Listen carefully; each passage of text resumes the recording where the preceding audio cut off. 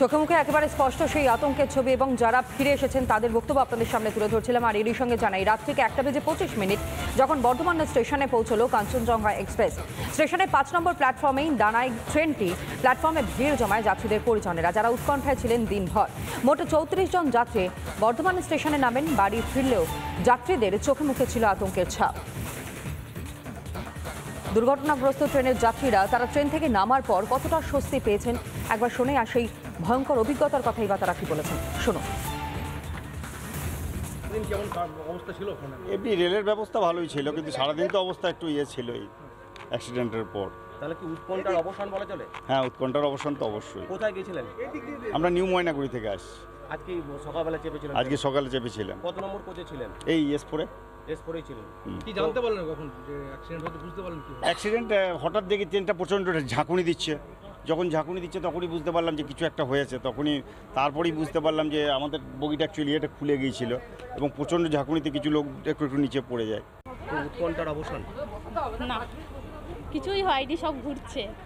কি হচ্ছিলাম তখন যখন এরকম ঘটনা ঘটলো? তখন আপনারা কি করছিলেন? কি ঘটনা ঘটলো? আমি তো দাঁড়িয়েছিলাম, আমার বাচ্চা মিডিল পার্টে ছিল বসে, ও তো পড়ে গেছে। আমাদের দুটো বাচ্চা ছিল, সে তো দরজায় পড়ে গিয়ে তার লেগে গেছে, সে মালদা টাউনে নেমে গেছে, তার পরিবার নবদ্বীপে যাবে।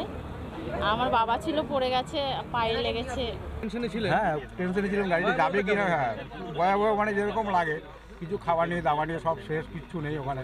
তারপরেও সবাই ব্যবস্থা করেছে, না করা নেই। মালদায় যেরকম ঘটনা ঘটে তখন কি রকম অবস্থা ছিল? আমি ওপর থেকে নিচে পড়ে গেছি, খানিকক্ষণ বুঝতে পারিনি কী হয়েছে আমার। মধ্যরাতে যখন বর্ধমান স্টেশনে এসে দাঁড়ায় এবং যাত্রীদের বক্তব্য আপনাদের সামনে আমরা তুলে ধরছিলাম, ঠিক তার পাশাপাশি দেখতেই পাচ্ছেন 3:16 যখন শিয়ালদহ স্টেশনে এসে দাঁড়ায় এই ট্রেনটি। শিয়ালদহ তো ফিরলে দুর্ঘটনাগ্রস্ত কাঞ্চনজঙ্ঘা এক্সপ্রেসে রাতে 3:16 স্টেশনে প্রবেশ করে ট্রেনটি। দুর্ঘটনার কবলে পড়া 4টি বগি ছাড়াই ফিরল ট্রেন। স্টেশনে ছিলেন ফিরাদ হাকিম, স্নেহাশিস চক্রবর্তী, যারা সারা দিন ধরে তত্ত্বাবধানে ছিলেন, নজর রেখেছিলেন ট্রেনের যাত্রীদের সঙ্গে কথা বলেন রাজ্যের মন্ত্রীরা। উপস্থিত ছিলেন শিয়ালদহের ডিআরএমও।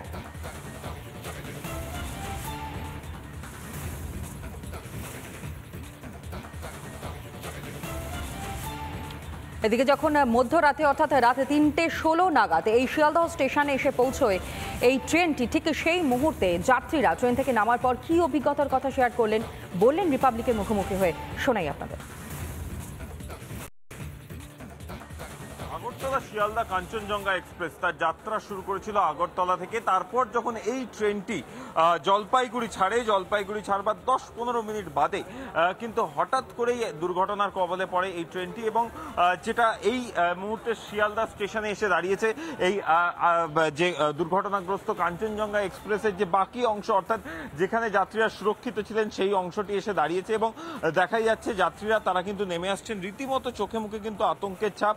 আমি একবার পার্থকে বলবো যে ট্রেনের যে ভিতর, সেই ভিতরের যদি চিত্রটা একবার যদি দেখানো যায়, তার জন্য এই যে বগি, এই ধরনের যে বগিগুলো রয়েছে, এই ঠিক পিছনের দিকেও কিন্তু 3টে যে বগি, সেই 3টে বগি কিন্তু দুর্ঘটনার কবলে পড়ে। এবং যে মালগাড়িটি ছিল, অর্থাৎ যে মালগাড়িটি পিছন থেকে এসে ধাক্কা মারে কাঞ্চনজঙ্ঘা এক্সপ্রেসে, সেটি কিন্তু একবারে যে 3টে বগি, সেই 3টে বগি কিন্তু বেলাইন হয়ে যায় এবং একটি বগি আরেকটি বগির উপরে উঠে যায়, এমনকি মালগাড়ির ইঞ্জিনের উপরে উঠতে দেখা যায়।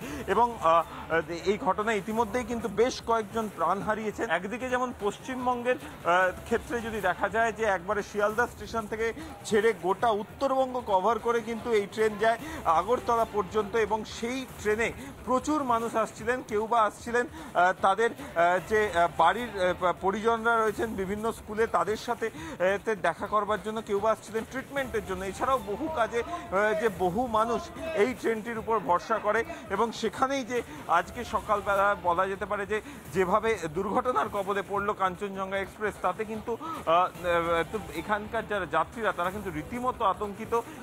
যে যে মানুষ আসছেন তাদেরকে নির্দিষ্ট গন্তব্যে পৌঁছানো, এবং অসুস্থ যদি কেউ আসেন বা আহত অবস্থায় যদি কেউ আসেন, তাদেরকে এখান থেকে মেডিকেল অ্যাসিস্ট্যান্স দিয়ে ফের কিন্তু তাদেরকে বাড়ি পাঠানোর যে প্রক্রিয়া, সেই সমস্ত কিছু কিন্তু চলছে।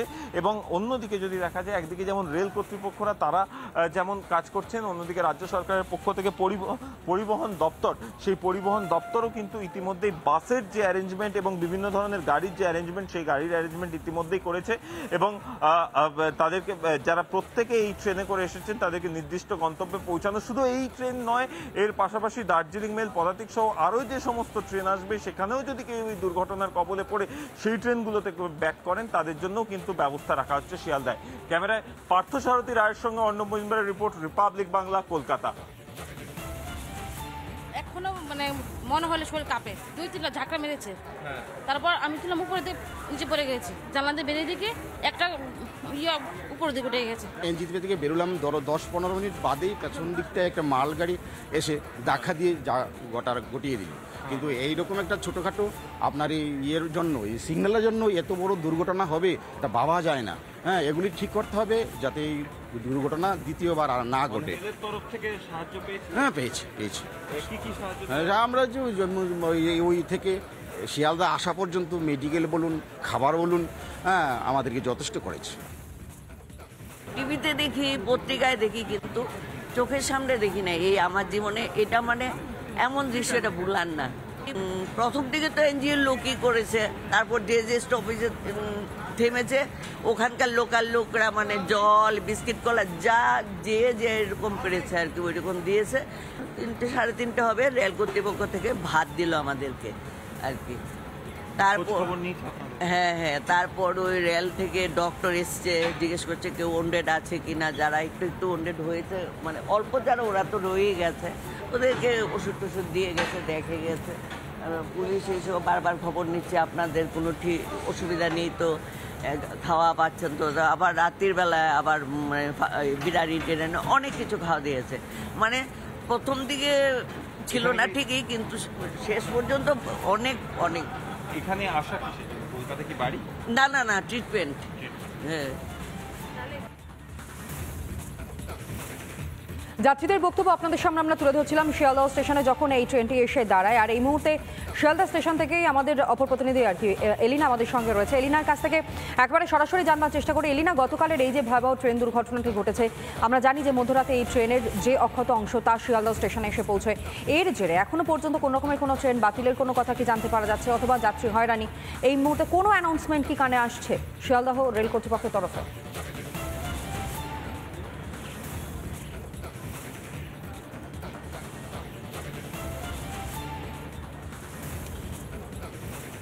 একেবারেই তনয়া, দেখো গতকাল যে ভয়াবহ ট্রেন দুর্ঘটনা ঘটেছে তার জেরে কয়েকটি ট্রেন, উত্তরবঙ্গের কয়েকটি ট্রেন কিন্তু বাতিল করা হয়েছিল। কিন্তু যেমনটাই এখনো পর্যন্ত রেলের তরফে, রেল কর্তৃপক্ষের তরফে জানানো হয়েছে, আজ সকাল থেকে এখনো পর্যন্ত কোনো ট্রেন কিন্তু বাতিল হয়নি, বা কোনো ট্রেন যে নির্ধারিত সময়ের পরে ছাড়ছে সেটাও কিন্তু এখনো পর্যন্ত জানা যাচ্ছে না।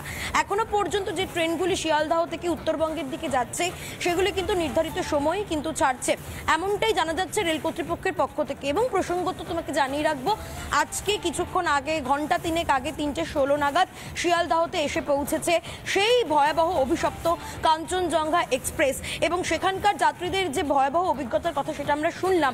তবে এই মুহূর্তে তোমাকে জানিয়ে রাখবো, শিয়ালদহ স্টেশনে আমরা দাঁড়িয়ে রয়েছি এই মুহূর্তে, সেই চিত্রটা দেখানোর চেষ্টা করছি। তুমি দেখতেই পাচ্ছ ভিড় কিন্তু খানিকটা কম, কারণ ট্রেনগুলি সময় মতোই ছাড়ছে। এখনো পর্যন্ত পূর্ব রেলের তরফে যেমনটা জানানো হয়েছে, কোনো ট্রেনই কিন্তু এখনো পর্যন্ত, আজকে সকাল থেকে এখনো পর্যন্ত কোনো ট্রেন বাতিলের খবর নেই, বরং নির্ধারিত সময় ট্রেনগুলি ছাড়ছে। উত্তরবঙ্গের জন্য কয়েকটি ট্রেন গতকাল কিন্তু বাতিল করা হয়েছিল। তবে তোমাকে একটা ইনফরমেশন না দিলেই নয়, হাওড়া থেকে আজকে বন্দে ভারত, অর্থাৎ হাওড়া নিউ জলপাইগুড়ি বন্দে ভারত কিন্তু 5:55 জায়গায় 6:55 ছাড়বে। অর্থাৎ উত্তরবঙ্গের একটি ট্রেন বন্দে ভারত এক্সপ্রেস, সেটি কিন্তু আজকে 1 ঘন্টা লেটে ছাড়বে হাওড়া থেকে। এবং একই সঙ্গে তোমাকে জানিয়ে রাখবো যে যারা যাত্রীরা ছিলেন তারা কার্যত গতকাল থেকে হয়রানির শিকার হয়েছেন, তারা দুর্ভোগে পড়েছেন। কয়েকটি প্যাসেঞ্জার ট্রেনও কিন্তু বাতিল করা হয়েছিল গতকাল।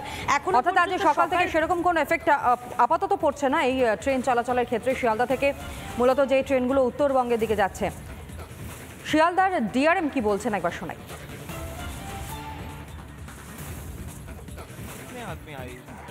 अराउंड 900 लोग हैं। कोई सर इंश्योर्ड पर्सन है?